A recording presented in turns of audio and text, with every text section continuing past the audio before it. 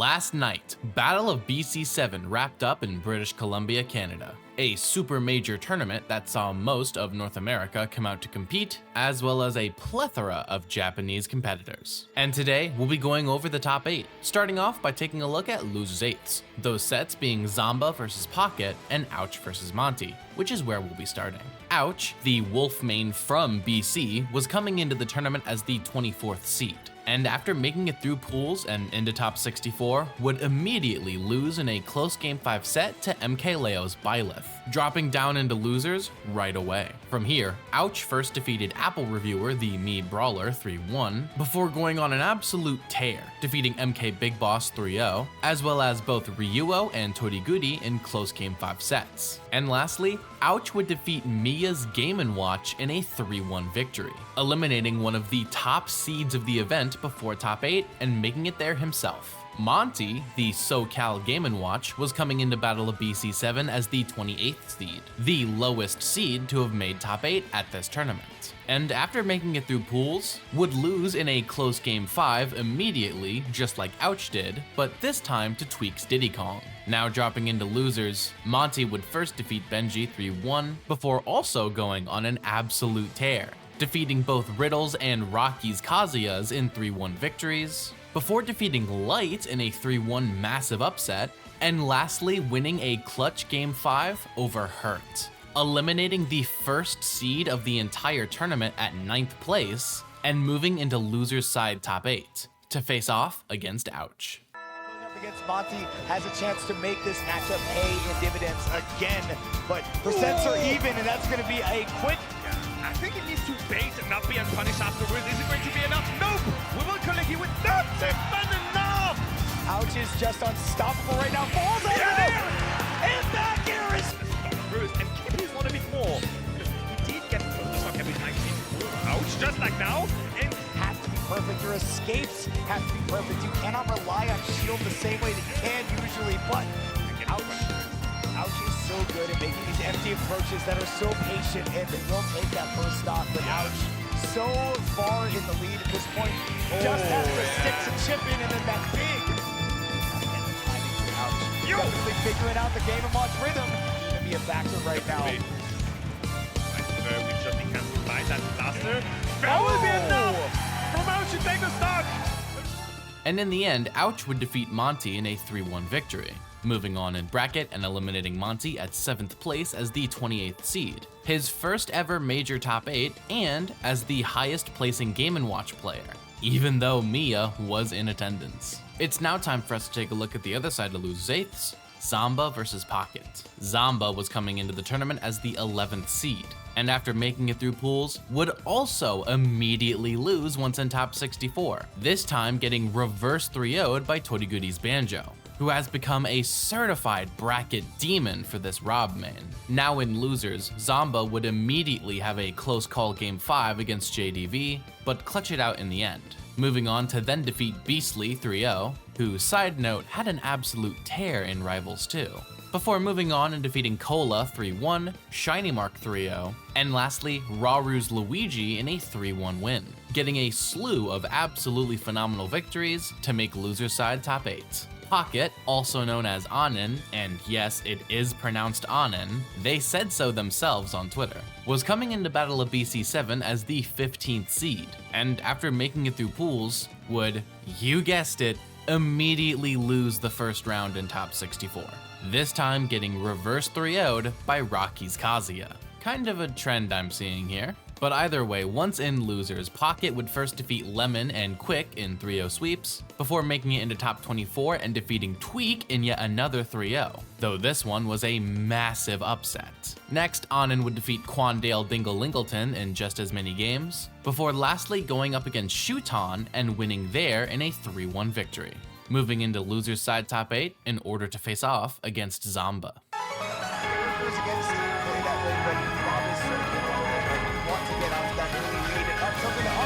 It's gonna be enough. Okay, no way! The block is going to help me, yes! Please! Zamba. Good eye, but it won't be enough! Looking, yeah, that was a bit of doom we just had here. Stuck between a rock and a hard place, going to survive before. But Pocket will die then. Okay. here, Fetching the finding the anvil. Yeah, you have to right there. And Diablo! Kind of safety, but he needs to stop Bucket from like mining, obviously, because you know the diamond is just waiting. Zamba struggling to find that finishing blow, not even the down tilt can lead into it. And the big diamond F smash. Is the case right now, but either one of these players immediately able to get that.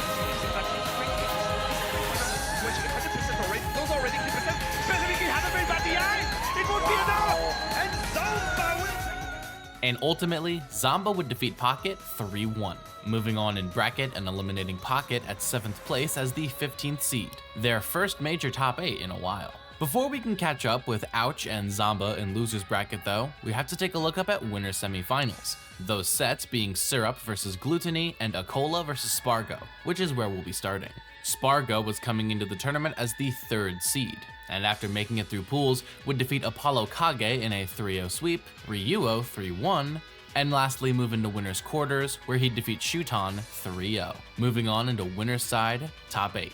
Acola was coming into Battle of BC7 as the 2nd seed, and after making it through pools, would defeat Quick Samus in a 3-0, before having a close call Game 5 set against Rocky, clutching it out in the end though to move into winners quarters, where Acola would win a 3-1 set against Raru, making it into winners side top 8 to finally face off against Spargo for the first time in a while.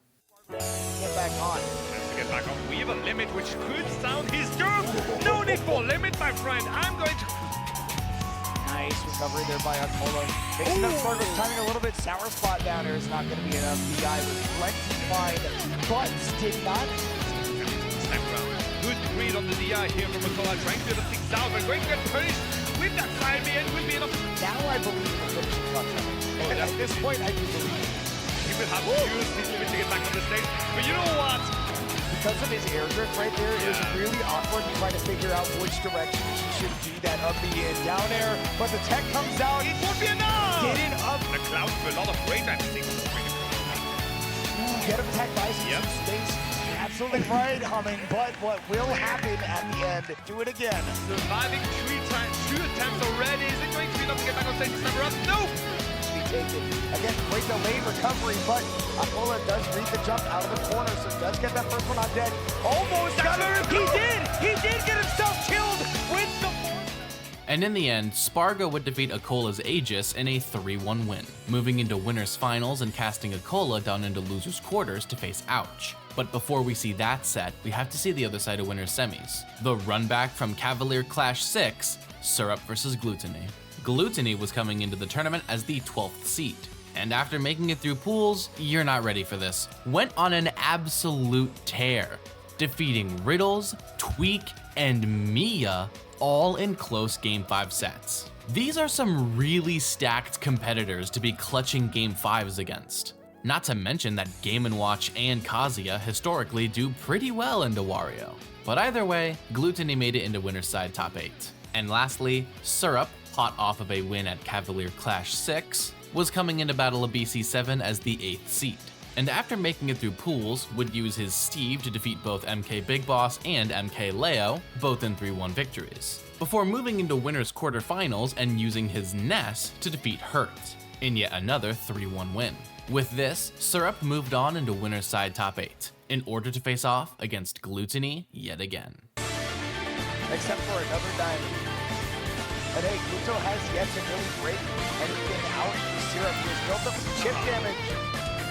At this point, Gluto should definitely just hit his spike again and again at this point. That was the sour spot of the end, which is quite surprising, not going to die from it. That's a ledge shot. No way! Okay. Playing gets a little bit of healing. The bite, just a little bit over there at the edge, and catches Syrup. Gluto forward throw to try to get something in the eye, not able to take the stock just yet. Wanted to have the command grab out on the ledge, but ended up eating a tire. Yeah, indeed. But no need for coming right when you can go for the... Which is also why it's kind of the only winning condition against the team. You have to get rid of them before they get... Oh no, wait, don't try this against that guy! Syrup, what did you try to do? Immediately though, he's going to get rid of that spike, trying to bait something. No way, that connected, he was behind you! Losing up smash. It's Yo, two directions. he was behind you again. Yo! Forward tilt. I feel like that Syrup tried to leave that jump off the bike as well. Yep. He was expecting the double jump afterwards. It was a little bit too high. Again, sent high in deep. Oh, wait a second. Big damage. Good reaction there by Syrup, but cannot close out the combo.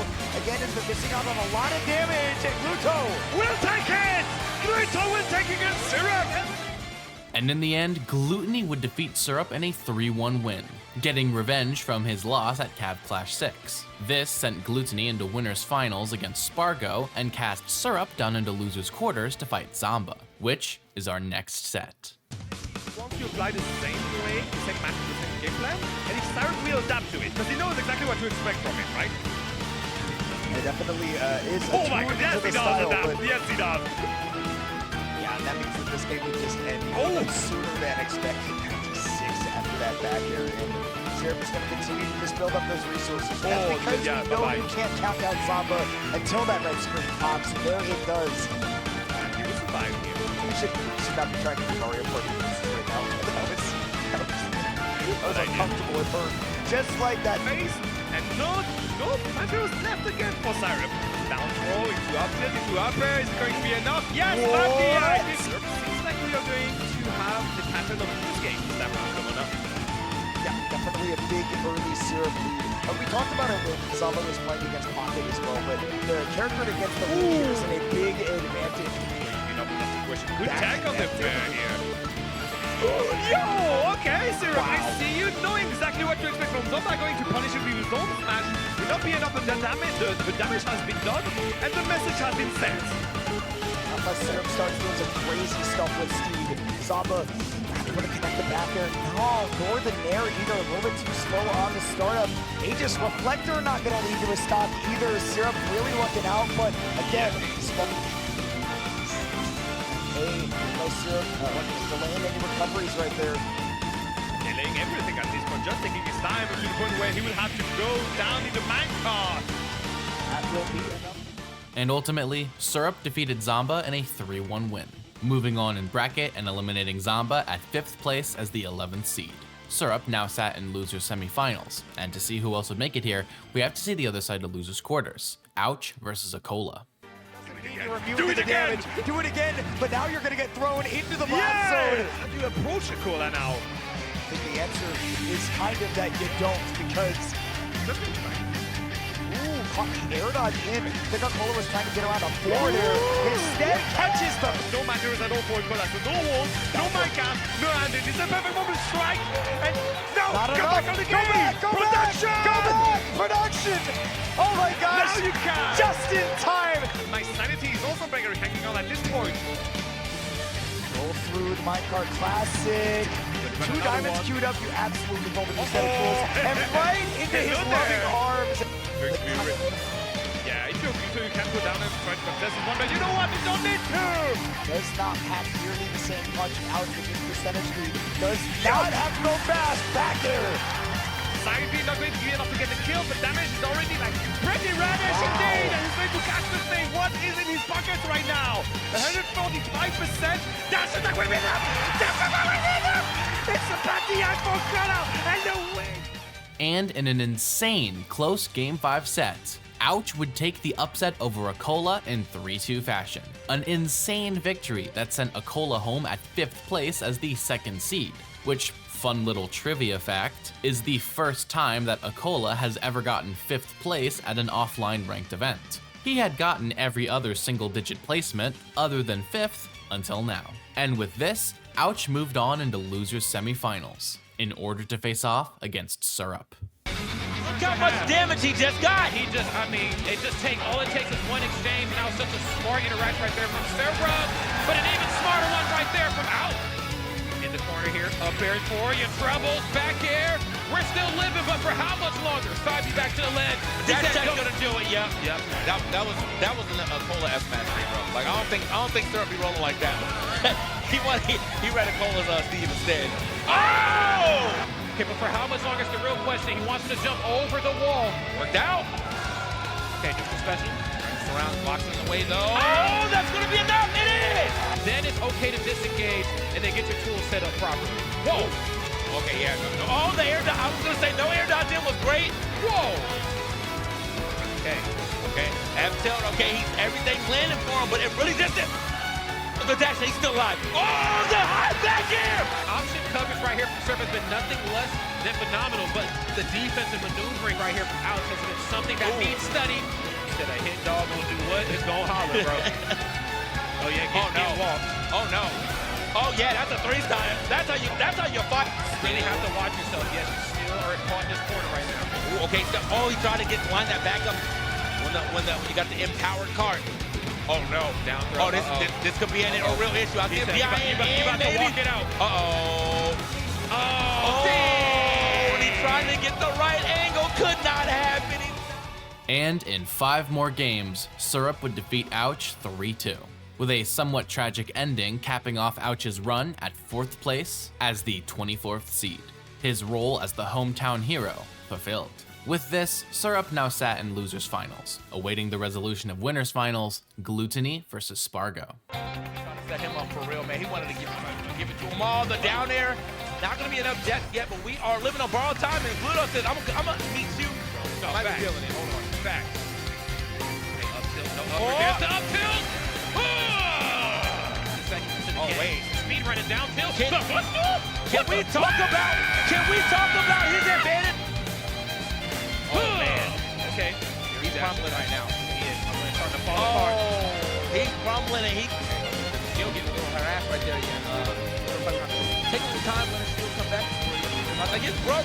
Don't land right here though. Yeah, I think you're down something spot down. I got the lead. We're starting to see the more early, gameplay come out here from Spargo. Down smash in the corner. You hit the Charles Barkley swing right there, man. Every time that up smash definitely gonna do the work. So like he almost dropped it again. He's like, it seemed like it was time to go for the up air walk. So close to the edge, but and he got caught jumping. Time the neutral get up doesn't hurt. There it is. And they're off stage. He knows that back here is so safe. No way. What's happening? Oh my. Okay. Pluto had the Rita. He must have expected the spot dodge there. That would have been the Rita essentially the down. Woo!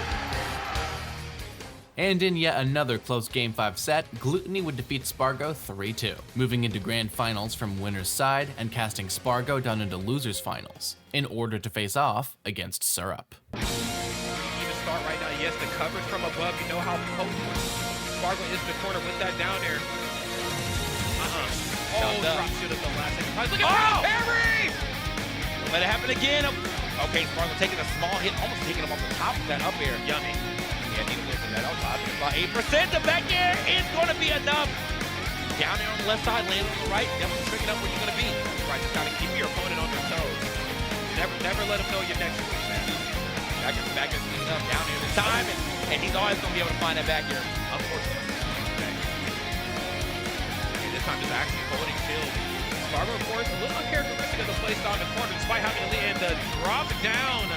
The guy between him and the platform. I mean, again, it's not enough to swing that big sword, but knowing what to, where to position, I think is more important than anything else. That was actually smart. I think he checked second, so he can check it more. The semi. I don't care where you going. He won't.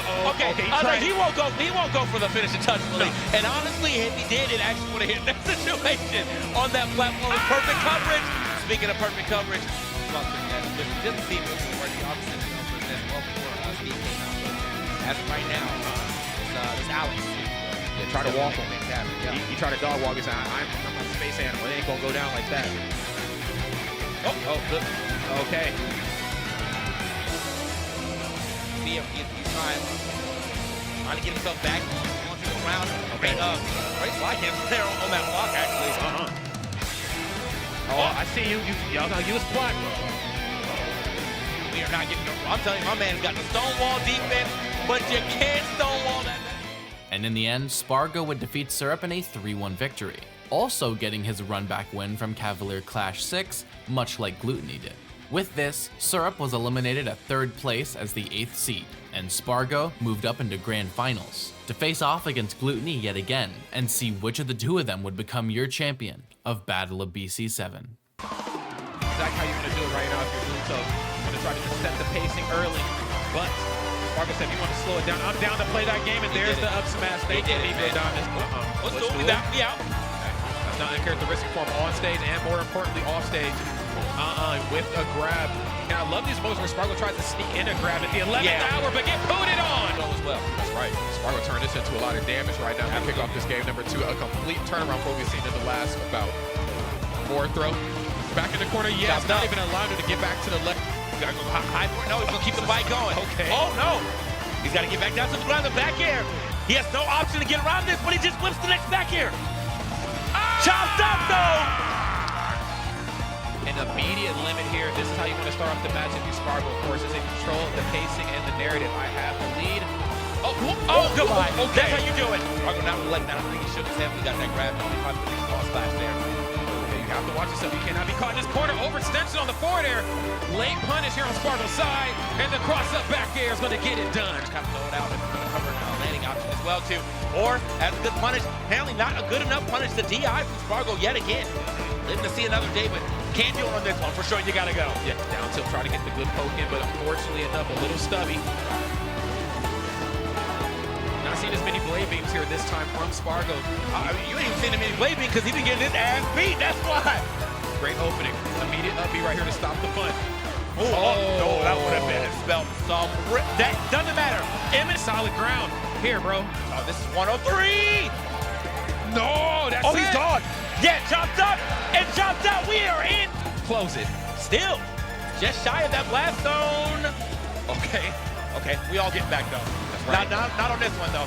He needed to hit to the right side. I think it was closer to hitting to the left side. So he's like, you know what? Maybe I can kind of turn this around. Okay. Looks like he was looking for a parry right there. I seen the blink and right into the. Whoa! They're just unreal in this game. Off that limit cross slash one. That's definitely that's Kyle 101. That's one of you want to learn this matchup from the first stage you gotta learn. If you block it, the timing for that parry. Yo, fight back. Oh, down tilt. No, F tilt. that. F tilt. And maybe he's wondering if down tilt is out the percent window. I don't even know if there's a percent window for down tilt. When you down tilt, I'm gonna go for down tilt dash attack again. But this time just getting out there, trying to get this damage put on. More importantly, trying to get this stock taken is Gluto. There's back air though. Spargo starting. This is still good though. Spargo, no one, the condition to play around. The bite might have actually extended that. Therefore, he was off on the timing. Okay, Oh, it's bite time. Another nair out of shield here. It's okay. That's it! Oh, no, you did not! Yes, he did, and we are out of here. Gluto taking Battle of BC.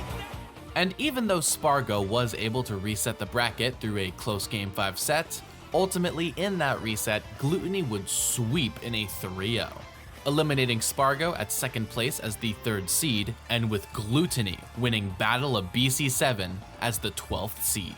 We cannot pretend that Glutonny's run was not insane. He defeated Riddles, Tweak, Mia, Syrup, and Spargo twice to win, without having even been seeded to make top 8. But of course, Glutonny's run wasn't the only phenomenal one here. Spargo had a good performance after a few relative slumps at Genesis X2 and others. But of course, the big story from this tournament is Ouch, taking down the former #1 in the world and the globally recognized best Steve in Akola, and proving that even this late in the meta, an honest fundamental character like Wolf can still do it. Say what you will about the rest of Ultimate's player base, but it seems to me as though the tippy top echelon of top players have finally started to figure out the Steve matchup, even though 3 of them did manage to make top 8. Though you really do have to put an asterisk next to that number, because once they were in top 8, the only Steve who won any sets was Syrup, which also brings up another good point. It is high time we start recognizing how good Syrup has actually become. He is by far the #2 Steve in the world, and honestly, with how things are going, he might overtake Akola as the #1.